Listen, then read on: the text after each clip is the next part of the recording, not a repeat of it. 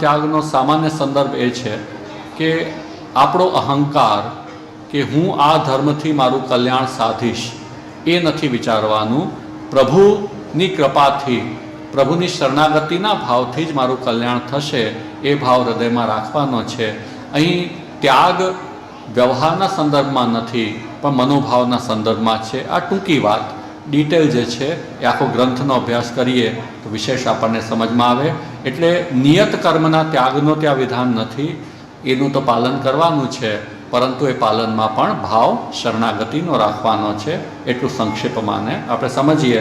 એટલે એવું કહી શકાય કે શરણાગતિને અનુકૂળ, ભક્તિને અનુકૂળ જે કોઈ ધર્મ છે એને ઉતારવા જીવનમાં, એનાથી જે પ્રતિકૂળ ધર્મો છે, અનુકૂલ સંકલ્પ પ્રતિકૂલ વિસર્જનમ, જે પ્રતિકૂળ છે એનો ત્યાગનું વિધાન અહીં છે. કેમ કે અંતતઃ ધર્મ એટલે શું? ભગવદ આજ્ઞા. ધર્મમ તુ સાક્ષાત ભગવત પ્રણીતમ. ભગવદ આજ્ઞા જ ધર્મ છે. જ્યારે પ્રભુ આજ્ઞા કરે છે કે સર્વધર્માન પ્રયત્ય મામ એકમ શરણમ વ્રજ, તો એ પણ ધર્મોપદેશ થઈ ગયો કે નહીં? કે મારા શરણે આવો, એ પણ એક ધર્મોપદેશ થઈ ગયો. તેનો ત્યાગ કરવો કે ન કરવો? ખ્યાલ આવી રહ્યો છે શું કહી રહ્યો છો? પ્રભુની આજ્ઞા જ ધર્મરૂપ છે. તો પ્રભુએ શું આજ્ઞા કરી? મામ એકમ શરણમ વ્રજ. હવે આપણે કહીએ, આપણે તો કહ્યું સર્વધર્માન પરિત્યજ્ય, તો આપણે આ જે ધર્મનો ઉપદેશ આપ્યો એનો પણ હું ત્યાગ કરું છું, એટલે હું શરણાગત પણ નહીં થઉં, એવો તો ન નીકળે ને. તો મામેકમ શરણમ વ્રજ એ પણ ધર્મરૂપતા છે. અને એ ધર્મરૂપતા આપણને એમ સમજાવી રહી છે કે એ ધર્મથી વિપરીત જે કોઈ ધર્મો છે એનો ત્યાગનું વિધાન ત્યાં કરવામાં આવ્યું છે. આ સંક્ષેપનો વિષય. ગીતાજીમાં ભગવાને 6 અધ્યાયોમાં કર્મજ્ઞાન ભક્તિનું નિરૂપણ કર્યું, અને બધા જનું નિરૂપણ કરતી વખતે જે તે તત્વને ઉત્તમ બતાવવામાં આવ્યું છે. તો વાસ્તવમાં ત્યાં ઉત્તમતા કોની સમજવાની છે? ભગવાનના મતમાં સર્વોત્કૃષ્ટ તત્વ કયું છે? કર્મ, જ્ઞાન કે ભક્તિ? થોડી ચર્ચા આપણે કરી હતી કાલે. એટલે આપણે ત્યાં 6 આ રીતનો સંદર્ભ, 2 વિવરણ છે એમાં નથી પ્રાપ્ત થઈ રહ્યું. એક એ રીતે પ્રાપ્ત થાય છે કે પહેલાં 6માં સાંખ્ય યોગ છે, એના પછીના જે 12 છે એમાં મહાત્મ્ય અને ભક્તિનું પ્રતિપાદન છે. એક પ્રક્રિયા એવી પણ બતાવી છે કે પહેલાં 6માં સૂત્ર રૂપે પ્રભુ કંઈક વિષય લઈ રહ્યા છે, એના પછીના 6માં એ સૂત્રની વૃત્તિ છે, અને એના પછીના 6માં એનું ભાષ્ય છે. એટલે જે સંક્ષેપમાં 6 અધ્યાયમાં કહેવામાં આવ્યું એનું થોડુંક વિવરણ પછીના 6 અધ્યાયમાં, અને ઓર વિસ્તાર પછીના 6 અધ્યાયમાં. એનાથી એક વાત ઓર સ્પષ્ટ સમજો કે ગીતાજી આ રીતે કોઈ ખંડમાં આગળ નથી વધ્યા. એનું કારણ શું સમજવું? જેમ વ્યક્તિત્વની વાત કરીએ, આપણા દેહને પોષણ આપવું છે, તો દેહ પોતે આખી એક યુનિટ છે. તમને આંખમાં કંઈ તકલીફ છે કે કોઈ કાનમાં તકલીફ છે, ત્યારે ડૉક્ટર આખા શરીરની કેર કરીને જ કોઈક ઉપાય બતાવશે ને. એવું તો નહીં કરે કે આખા શરીરમાં બીજા અંગોનું જે થવું એ થાય, હું આંખનું ધ્યાન રાખીશ ને કાનમાં તમને હાનિ થતી હોય તો ભલે થાય, તમારું મગજ ઠેકાણે ન રહે એની મને ચિંતા નથી, તમારી આંખ ઠીક કરી દો. એવું તો નહીં કરે ને. શું કરશે કે આંખનો ઈલાજ કરશે ત્યારે બધા જ અંગનું ધ્યાન રાખીને કરશે. એ રીતે પ્રભુ જ્યારે જે સમયે જે બોધ આપી રહ્યા છે એ પૂર્ણતાનું અનુસંધાન રાખીને બોધ આપી રહ્યા છે. એટલે આટલા બધા ખંડમાં વિષય નહીં આવે. પ્રત્યેક ખંડમાં કંઈક પ્રધાનતા દેખાતી હશે, પણ એ પણ પાછી કોઈકને કોઈકના સાથે અંગરૂપે જોડાયેલી હશે. તો આ રીતે આ વિષયને સમજવું જોઈએ, તો જ ગીતાને આપણે એક ક્રમમાં, પૂર્ણતામાં સમજી શકીએ. નહીં તો આ પ્રશ્ન થાય કે 6માં કર્મ પૂરું થઈ ગયું એને ભૂલી જાઓ, 6માં જ્ઞાન પૂરું થયું એને ભૂલી જાઓ, અને 6માં પછી ભક્તિ આવી ગઈ. એવું વસ્તુતઃ દેખાતું નથી. કેમ કે કર્મ પણ સતત ચાલે છે, જ્ઞાન પણ સતત ચાલે છે, અને ભક્તિ પણ સતત ચાલે છે. ગીતાજીમાં જ્યાં જોઈએ ત્યાં આ ત્રણેય પક્ષો નિરંતર અલગ અલગ સંદર્ભો સાથે એનું ચિંતન થતું રહ્યું છે. તો એ રીતે જેને સમજવું જોઈએ. ઉત્તમતાની વાત હોય કે ભગવદ મતમાં સર્વોત્કૃષ્ટ તત્વ કયું છે, તો એક વસ્તુ તો આપણે ત્યાં સ્વીકારવામાં આવી છે કે સ્વાધિકાર અનુસારેણ માર્ગસ્ત્રેધા ફલાયહી. જેનો જેવો અધિકાર હોય તેની માટે તે માર્ગ છે. એમાં કોઈ શંકાને સ્થાન નથી. અધિકાર ભેદથી માર્ગ ભેદ એ આપણા શાસ્ત્રે સ્વીકાર્યું છે. પ્રભુએ પણ ગીતાજીમાં ઘણા બધી જગ્યાઓએ એવા આપણને પ્રતીકો બતાવ્યા છે કે જેની જેમાં રુચિ હોય, જેનો જે સ્વભાવ હોય તે અનુસાર તે માર્ગ પર ચાલે છે. પૂર્ણતાથી ગીતાજીની વ્યાખ્યા કરવી હોય તો પ્રભુનો મત શું છે એ સર્વગુહ્યતમમ ભૂય શૃણુ મે પરમમ વચ ઇષ્ટોસી મે દૃઢમિતિ તતો વક્ષ્યામિ તે હિતમ, એ જે ઉપસંહારના પ્રભુના વચન છે જેમાં મન્મના ભવ મદભક્તો અને સર્વધર્માન પરિત્યજ્ય મામેકમ શરણમ વ્રજ, તો સ્વયં પ્રભુના શબ્દોમાં આપણને ઉપદેશ ત્યાં પ્રાપ્ત થાય છે. એટલે કોઈ આહાર્ય રૂપે આપણે નહીં, કોઈ આપણે થોપી બેસાડવાના રૂપે નહીં, પણ પ્રભુના સ્વયંના શબ્દો હોય તો પછી એમાં આપણને શંકાનું કોઈ સ્થાન નથી રહી જતું કે પ્રભુનો અભિગમ આપણને એ જ બોધ આપી રહી છે કે પ્રભુનો અભિગમ ગુહ્યતમમ બોધ રૂપે મન્મના ભવ મદભક્તો મદ્યાજી મામ નમસ્કુરુ મામે વૈશ્યસે સત્યંતે પ્રતિજાને પ્રિયોસી મેં અને સર્વધર્માન પરિત્યજ્ય મામેકમ શરણમ વ્રજ અહંત્વા સર્વ પાપેભ્યો મોક્ષયિષ્યામિ મા શુચિ, એમાં છે. અને તેથી મહાપ્રભુજીનો પણ જે પ્રસંગ મળે છે પુરુષોત્તમ જોશીના સંદર્ભમાં કે કર્મ માર્ગ મોટો કે જ્ઞાન માર્ગ મોટો, એ પ્રશ્ન અને એનો ઉત્તર મહાપ્રભુજી આપે છે કે જેની જેમાં રુચિ હોય તેની માટે તે માર્ગ મોટો, પણ ભક્તિ માર્ગ સર્વોત્તમ માર્ગ છે જેનાથી જીવ કૃતાર્થ થાય છે. તો વલ્લભે પણ ગીતાજીના આ અભિગમને ધ્યાનમાં રાખીને જ પુરુષોત્તમ જોશીને એ વાત કહી છે. તો એ રીતે આપણે આ વિષયને સમજી શકીએ છીએ.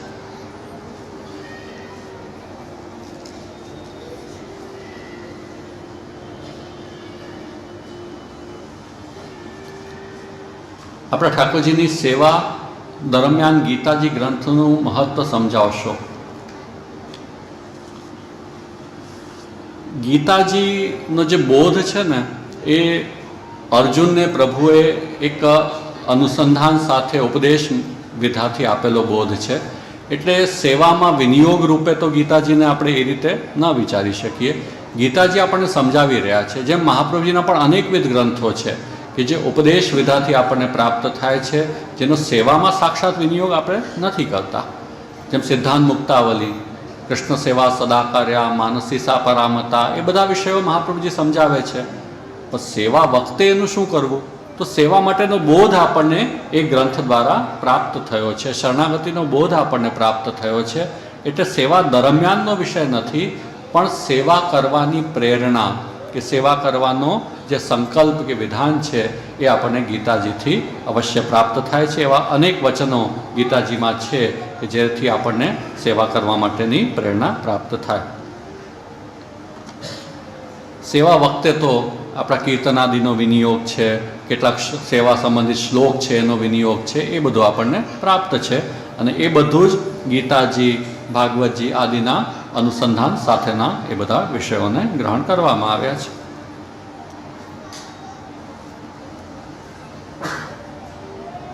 ધર્મ અર્થ કામ મોક્ષ, તેમાં અર્થ એટલે સંપત્તિ, દ્રવ્ય, માયા પણ કરી શકાય. પ્રકાશ પાડશો. ધર્મ અર્થ કામ મોક્ષ. અર્થ એટલે સંપત્તિ, દ્રવ્ય, હા એવો અર્થ જ છે કે સંપત્તિને જ અર્થ કહેવામાં આવ્યું છે. આપણા વ્યાવહારિક જીવનમાં આ પ્રકારના 4 પુરુષાર્થો આપણા જે મનીષીઓ છે એમણે સ્વીકાર્યા. કંઈક આપણું કર્તવ્ય છે, કંઈક આપણી સંપત્તિ છે કે જેનો ઉપયોગ આપણે આપણા કોઈ કામનાઓની પૂર્તિ કે ધર્મ પૂર્તિ માટે કરી શકીએ છીએ. તો એ જે સંપત્તિ દ્રવ્ય છે એને જ અર્થ કહેવામાં આવ્યું. પણ ભક્તિ માર્ગમાં એ અર્થ પણ પ્રભુ છે, કેમ કે આપણી સંપત્તિ પણ નિધિ પણ પ્રભુ છે એવું આપણને કહેવામાં આવ્યું છે. બાકી વ્યવહારિક જે વિષય છે એમાં અર્થનો તાત્પર્ય સંપત્તિ અને દ્રવ્ય છે. માયા પણ કરી શકાય. માયા શબ્દ થોડું અલગ પ્રકારનો શબ્દ છે. માયા છે પ્રભુની શક્તિ રૂપા છે. માયા હિ ભગવત શક્તિ. તો માયા પ્રભુની શક્તિ છે. હવે એ માયાને કારણે આપણી દ્રવ્યમાં આસક્તિ થાય એવું થાય, કેમ કે પ્રભુની અવિદ્યા શક્તિ यदि આપણા પર કાર્ય કરતી હોય તો આપણી જે આસક્તિના વિષય છે એ આ પ્રકારે ધનાદિમાં હોઈ શકે છે. પણ દ્રવ્ય સ્વયં માયાનો વિષય નથી, માયા નથી. ભાગ્ય એટલે શું? જો નસીબમાં હોય તેમ જ થવાનું હોય તો આપણે શું કરવું જોઈએ? આ વિષય એવો છે ભાગ્ય અને કર્તવ્ય. આ વિષય હંમેશા આપણે, મને એવું લાગે કે ચર્ચામાં લઈએ છીએ, જીવનમાં બહુ મહત્ત્વપૂર્ણ આ વિષય છે નહીં એવી ઘણી પ્રતીતિ ઘણી વાત થાય, કેમ કે આ ચર્ચાનો ક્યારે અંત આવતો નથી. સતત ક્યારે પણ ભાગ્યની વાત આવે અને કર્મમાં અધિકારની વાત આવે એટલે તરત એ શબ્દોમાં જે થોડીક એક ભ્રમણા છે કે આપણી એક સમજમાં સંદેહ ઉત્પન્ન થઈ જાય. તો હમણાં હું કહી દઉં કે ચલો ના ભાગ્ય જ સર્વોપરી છે, ભૂલી જાઓ બધું. તો શું કરશો તમે બધા? બધું છોડી દેશો કે હા હા ભાગ્યની જ વાત ઉપદેશ આપી દીધો, હવે કશું જ કરવાની જરૂર નથી, તરત ઊભા થઈને પાછું કામ ધંધે લાગી જશો બધા કે હા મને કામ તો કરવું પડશે. થઈ જશે કે નહીં થાય? તો કોઈની પણ પ્રશંસા કરો. એક વાત સમજજો કે કોઈની પણ પ્રશંસા કરશો, તમે ભાગ્યની કરશો તો કર્મરહિતતા નહીં આવે. કર્મની પ્રશંસા કરશો તો કર્મમાં એવા તત્વો અવશ્ય આપણી સામે આવશે કે જે આપણા કંટ્રોલમાં નહીં હોય, આપણે વિચારતા હોઈએ એ રીતે નહીં થતા હોય, તેને નિયતિ માનવી પડશે કે કર્મ તો આ પ્રકારે મેં પણ કર્યું ને આણે પણ કર્યું, પણ આને કંઈક આ મળ્યું, મને કંઈક આ મળ્યું, મને જે જોઈતું હતું અપેક્ષાથી એવું ન મળ્યું. આ બધી જે સ્થિતિઓ છે એ ક્યાંક ને ક્યાંક કોઈક નિયતિ, કોઈક ભાગ્ય કહો, નિયતિ કહો, એની સાથે જોડાયેલી આપણને સ્વીકારવી પડે છે. તો વસ્તુ એ જ છે કે આ બંને ચક્ર કે બંને પાયા પર આપણું જીવન ચાલી રહ્યું છે. એ બંને પાયા સાથે જ રહેશે, જોડાયેલા જ છે. આપણી દૃષ્ટિમાં ભાગ્ય કે નિયતિ ક્યારે આપણો સાક્ષાત વિષય નથી, એટલે આપણને ક્યારે પણ એની પ્રતીતિ એ રીતે નહીં થાય કે કાલે શું થવાનું છે કે આવું કરવાથી શું થશે. એટલે પ્રભુ કહે છે કે કર્મમાં તારો અધિકાર છે, ભાગ્યમાં મારો અધિકાર છે. થઈ ગયું ને સ્પષ્ટતા? તો એ વિષય પ્રભુનો છે, કર્મમાં આપણો અધિકાર છે. તો પ્રભુએ કહ્યું આપણે કરવાનું છે એટલે આપણે કરીએ, અને જે થવાનું છે એ વિશે જે રીતે હવે એને પ્રકૃતિ માનો, અદ્રષ્ટ માનો, ભગવદ ઈચ્છા માનો, જેના માટે જે શબ્દો અનુકૂળ હોય, પણ કંઈક એવા તત્વોનો સ્વીકાર કરીને અને આપણે જીવીએ છીએ. તો બંનેની સાથેનો એક સમન્વિત અભિગમ એ જ સાયકોલોજીકલી પણ અનુકૂળ આવે એવું છે. આપણા વ્યવહારના સંદર્ભમાં, આપણા ભાવના સંદર્ભમાં આપણને ઉદ્વેગ ન થાય એની માટે પણ આ બંને તત્વો એકબીજા સાથે જોડાયેલા રહેશે. બીજી વાત એ પણ છે, કેમ કે અનેક જન્મોની પ્રક્રિયા यदि આપણે સ્વીકારી રહ્યા છીએ તો કંઈક એવા કર્મો તો છે જ કે જે આપણી સામે આજે નથી, આપણા જ કર્મ છે. તો એ જે સંચિત કર્મો છે એ કોઈક પ્રકારની અન્ય કર્મોને ઉત્પન્ન કરી રહ્યા છે, કોઈ પ્રકારની નિયતિને ઉત્પન્ન કરી રહ્યા છે. તો આ તો એક અનેક વિસ્તારના વિશ્લેષણનો વિષય છે, અને છતાંય આપણને બહુ ગતાગમ એમાં ન પડી શકે. તો સૌથી સારો ઉપાય કર્મ આપણે કરવાના, અને એની સાથે જોડાયેલી કોઈક નિયતિને સ્વીકારવાથી આપણે વિષાદ કે ઉદ્વેગનો અનુભવ નહીં કરીએ. અત્યંત કર્મવાદી થવામાં यदि કોઈ પ્રકારના વિપરીત પરિણામ આવે એ સ્થિતિમાં અત્યંત વિષાદની સંભાવના રહેશે. તો બરાબર છે. હવે ભાગ્ય, નસીબ જે કહેતા હો, જે થવાનું છે થશે, અને છતાં આપણે જે કરવાનું છે આપણે કરશું પણ ખરા. એટલે બંને વસ્તુને સાથે ચાલવા દે, બંને પૈડા સાથે ચાલશે. ફૂદેડી જેવું છે, ફૂદેડી ગોળ ગોળ ફરીએ, એક તો ન છૂટે ને, કે કર્મને છોડી દો તો ભાગ્ય પડી જાય, અને ભાગ્યને છોડી દો તો કર્મ પડી જાય. બંને જોડાયેલા રહેશે તો આપણું ચક્ર ચાલતું રહેશે.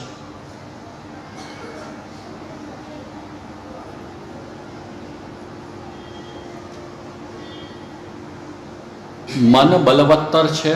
બુદ્ધિ અને મનની લડત મનને સમતુલા જાળવવામાં અત્યંત કઠિન છે. મનનું સંતુલન રાખવું હોય તો તેના ઉપાયો જણાવશો.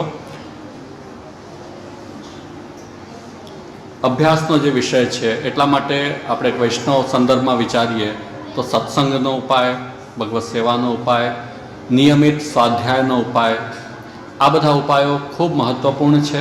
યદિ આપણે જેનો સંગ કરીશું એનો રંગ, એનો આકાર આપણું મન પણ ગ્રહણ કરશે.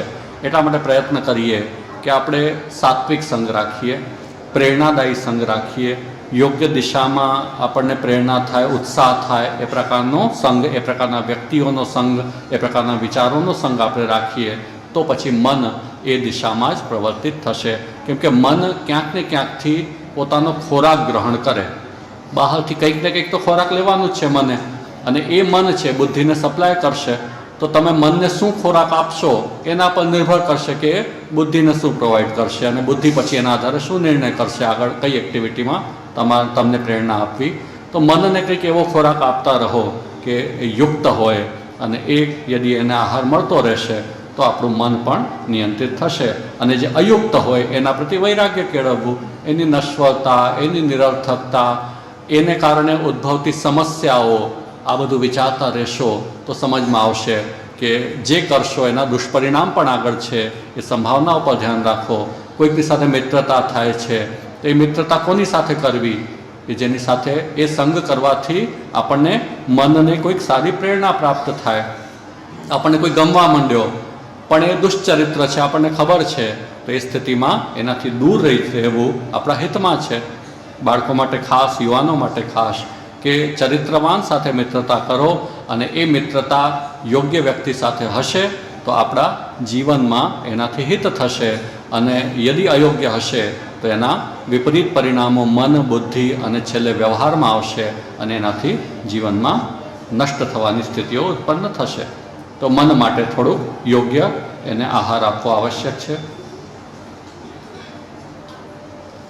The मन is a bundle of desire. How to reduce it? Bundle શબ્દનો એક બેકાર એવો અર્થ ને, બંડલ વાત છે એવું પણ થાય. એક પેકેજ છે મન, માઇન્ડ. તો ઠીક છે, બંડલ ઓફ ડિઝાયર છે, પેકેજ છે ડિઝાયર, એક સ્ટોરેજ પણ છે, ઘણું બધું. મનની વૃત્તિઓ તો હવે એ વિશે તો બહુ આપણે શું ચિંતન કરીએ. મનનો એ સ્વભાવ છે, ચંચલ છે, અને એમાં આ બધી વસ્તુ રહેવાની છે. એનો ઉપાય એ જ થઈ શકે કે એની ડિઝાયર્સ છે એની યોગ્ય દિશા આપીએ.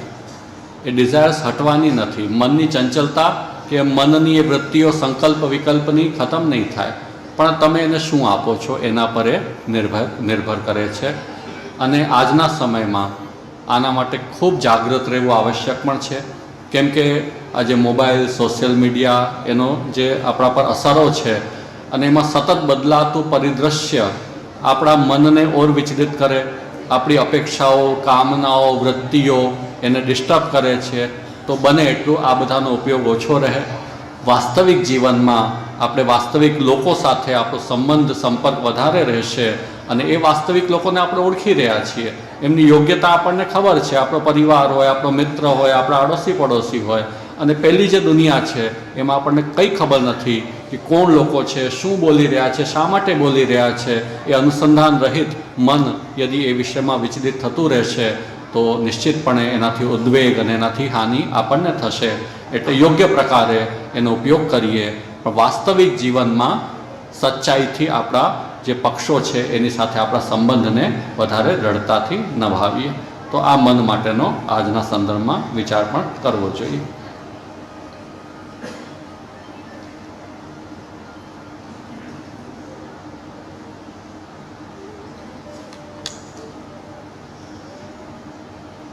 ગીતાજીમાં 18 અધ્યાય 700 શ્લોક બધી જગ્યાએ એવું જણાય છે. એક પુસ્તકમાં કદાચ કૃષ્ણમ, જેમાં એમ છે કે ગીતાજીમાં 714 આસપાસ છે, તો વાસ્તવિકતા જણાવવા વિનંતી. મને ખ્યાલ નથી આ કૃષ્ણમ કયું પુસ્તક છે અને શેનું અનુસંધાન તમે કરી રહ્યા છો. સામાન્ય રીતે પ્રચલિત જે છે એમાં 700 શ્લોક આપણને પ્રાપ્ત થાય છે, કે જેના પર આપણા પૂર્વના સર્વ આચાર્યો, શંકરાચાર્યજીથી પ્રારંભ કરીને અનેક આચાર્યોએ જે વિવરણ લખ્યું છે તેમાં 700 શ્લોક મળે છે. 714માં 14 કયા છે એ મને ખ્યાલ નથી, જોવા જોઈએ.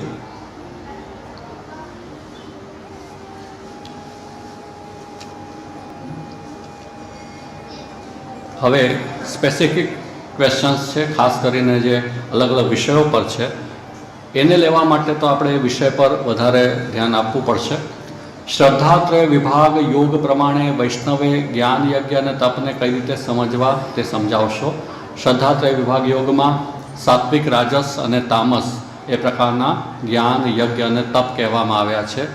આપણો માર્ગ નિર્ગુણ માર્ગ છે, કેમ કે પ્રભુ નિર્ગુણ સ્વરૂપ છે. એટલા માટે નિર્ગુણને પ્રાપ્ત કરવા માટે યદિ કોઈ ઉપદેશ વિધાથી કોઈ વિષય આવે છે તો એ સાત્વિકતાના સંદર્ભમાં આવે છે, કેમ કે સાત્વિકતા એ નિર્ગુણની નિકટ છે. રાજસ છે એનાથી ન્યૂન છે, તામસ છે એનાથી ન્યૂન છે. તો તામસને નિર્ગુણ સુધી પહોંચવા માટે વચ્ચે રાજસ અને સાત્વિકને ક્રોસ કરવા પડે, રાજસને વચ્ચે સાત્વિકને ક્રોસ કરવું પડે, અને સાત્વિક જે છે એ સીધું નિર્ગુણમાં સમાહિત થઈ શકે છે. એટલા માટે જે સાત્વિક બોધ ત્યાં આપવામાં આવ્યો છે એ વૈષ્ણવ માટે ઉપયુક્ત બોધ છે. તો સાત્વિક જ્ઞાન, યજ્ઞ અને તપ એ જે વિષય ત્યાં સમજાવવામાં આવ્યા છે એ વિષય તો આમાં જોઈને અને વધારે એ વિષયની સ્ફૂર્ણા થશે, પણ એ વિષય ત્યાં તમે જોઈ લેજો. સાત્વિકતાના સંદર્ભમાં એ વિષય જે પ્રાપ્ત છે એનું અનુસરણ આપણે કરવું જોઈએ. વિશ્વરૂપ દર્શન યોગ પ્રમાણે આત્મચિંતનનું મહત્ત્વ સમજાવો. વિશ્વરૂપ દર્શન યોગમાં પ્રભુએ પોતાનો સાકાર વ્યાપક સ્વરૂપનું દર્શન અર્જુનને કરાવ્યું છે. પ્રભુ સાકાર પણ છે અને પ્રભુ વ્યાપક પણ છે. પ્રભુ સમસ્ત સૃષ્ટિના આધાર છે, સમસ્ત સૃષ્ટિ પ્રભુના કરતાપણાથી જ પ્રવૃત્ત થઈ રહી છે. આ પ્રકારનો બોધ વિશ્વરૂપ દર્શનમાં કરાવ્યો અને એને જ કારણે પરમ બ્રહ્મ કૃષ્ણ આપણા માટે સેવ્ય થઈ શકે છે. પરમ બ્રહ્મ કૃષ્ણ આપણા માટે સ્મરણીય અને એમની કથા પણ આપણે કરી શકીએ છીએ. અને કૃષ્ણને પરમ બ્રહ્મ એટલા જ માટે કહી શકાય છે કેમ કે એમણે આ વિશ્વરૂપ દર્શન દ્વારા પોતાનું એ સ્વરૂપ પ્રકટ કર્યું છે.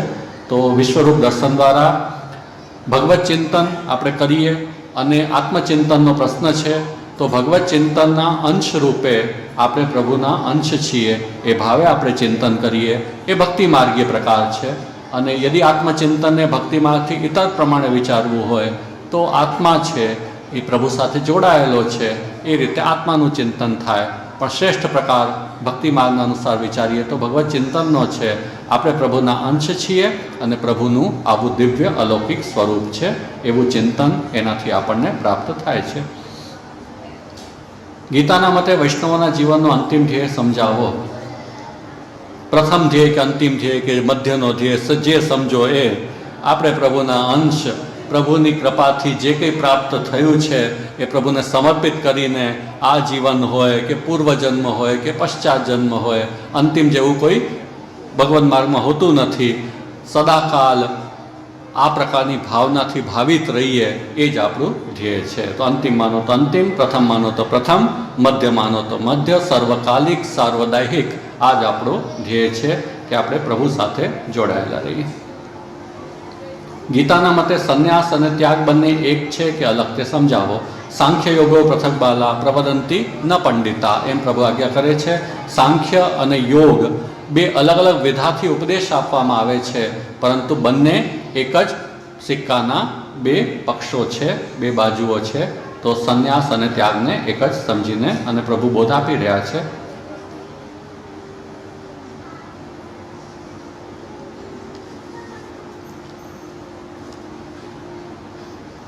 હવે અત્યંત ગહન વિષયોના પ્રશ્નો છે. સંન્યાસ ત્યાગ શબ્દાર્થયો વિષયે વિચક્ષણાનામ મતાની ઉપસ્થાપયત.